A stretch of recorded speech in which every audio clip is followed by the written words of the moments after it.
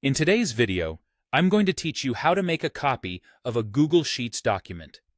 If you've ever needed a fresh version of a spreadsheet without changing the original, this simple process will save you time and keep your data organized.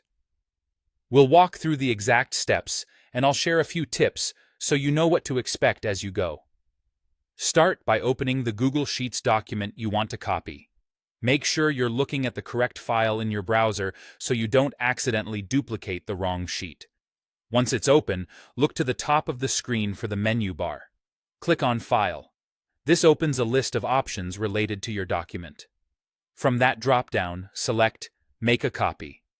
This is the command that tells Google Sheets to duplicate the entire spreadsheet, including its data, formatting, and tabs. When you click it, a dialog box will pop up. This is where you'll set the details for your new copy. You'll see a field to name the new file.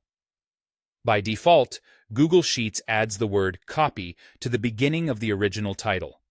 You can leave it as is or change it to something more descriptive so you can quickly tell the files apart later. Clear, specific names are helpful.